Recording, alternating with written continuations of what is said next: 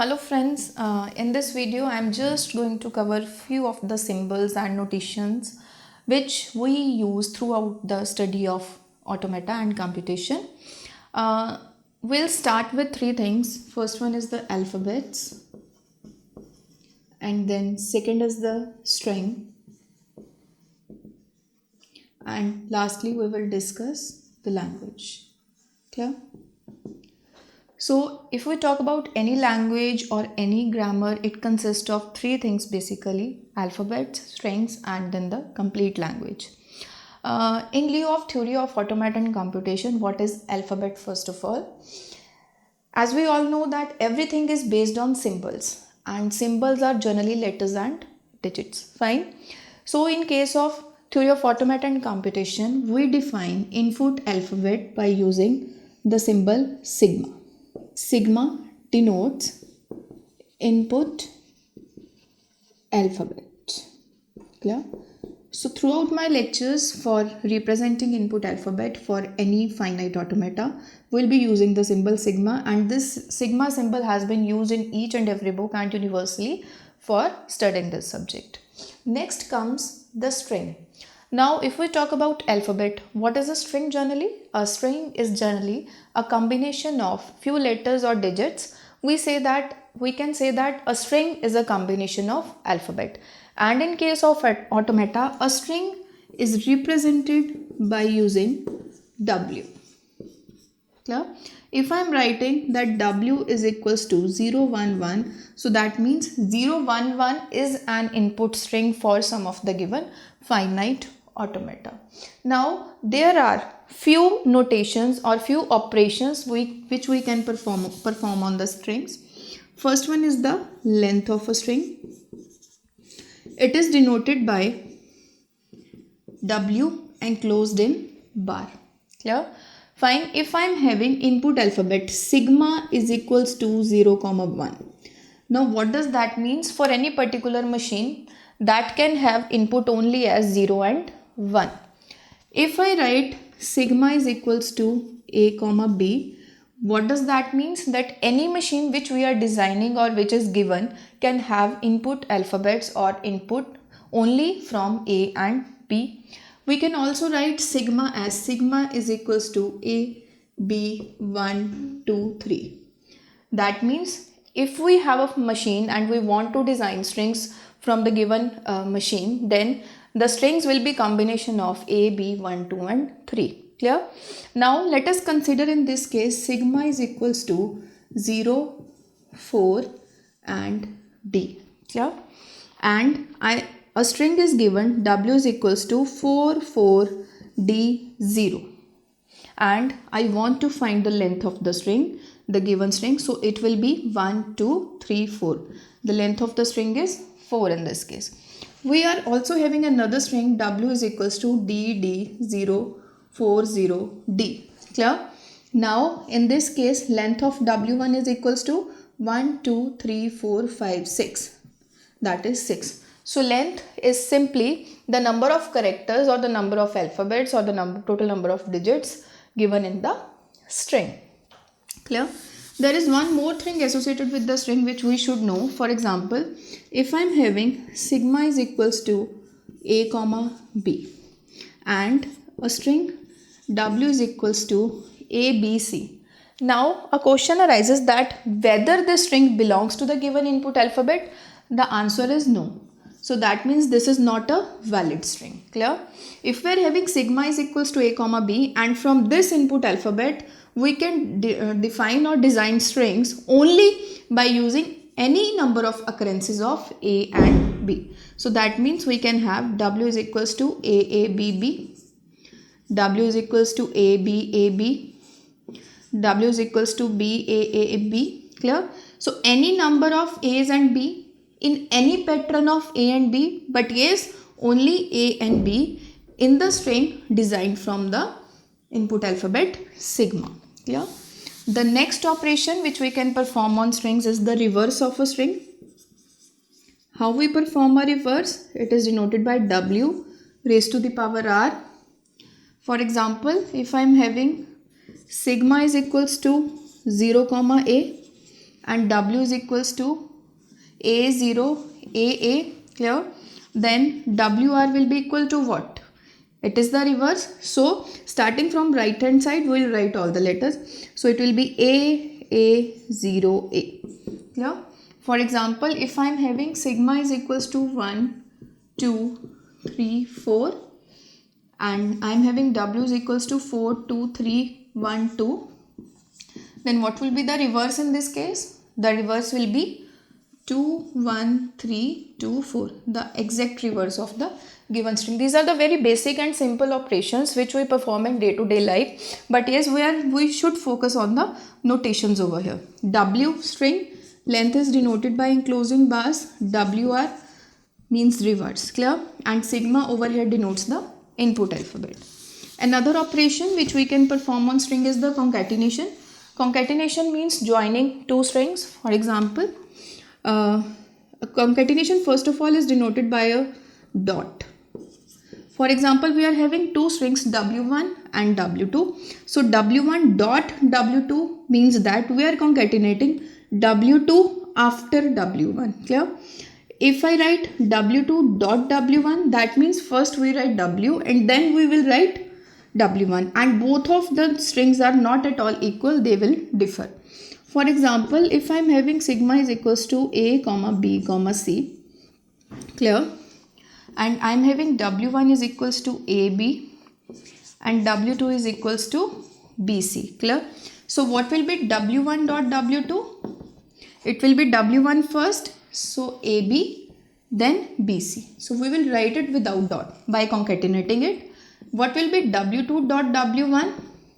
It will be BC, AB, clear? So both the strings are not equal, they will differ, because in this case W1 will come first and then W2 will be written. In this case W2 will come first and then we will write the W1. So that means we have studied three basic operations of a string: length, then reverse, and then the concatenation. There is one more concept of a string, that is an empty string, and this is really very important in this subject. Empty string. Empty string is a null string which do not have any length and which we sometimes need to provide to the system. What does it mean actually? For example, we have a system and we just want to transit its states from one to another, but we don't want any input to be provided to the system externally. In that case, we pass the null string or the null input internally in the system given. So it is basically represented by epsilon or lambda or phi. So these are the three representations of the empty strings which are used by different authors and different books, and through my lectures I will be using only this representation of the empty string, that is the epsilon. It is written as EPSILON. This is having a great significance in this subject, and slowly and steady as we move on with the examples and the various exercises, we'll come to know the importance of this epsilon. Clear?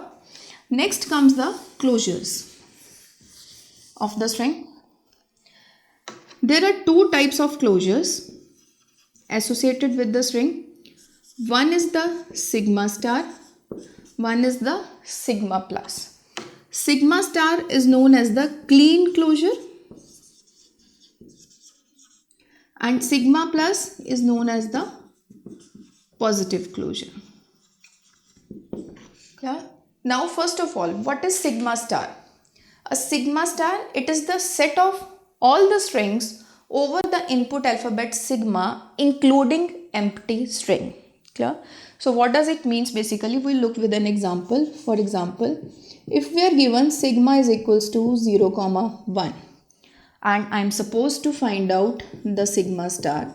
So what it will be? It will be set of all the possible combinations of zeros and 1 including empty string. So what I will write over it is a set. So I will use the set notation, and then first of all empty string, then all the possible combinations of zeros and 1 of any length. So first of all we will be using length 1. So 0, then 1, then length 2.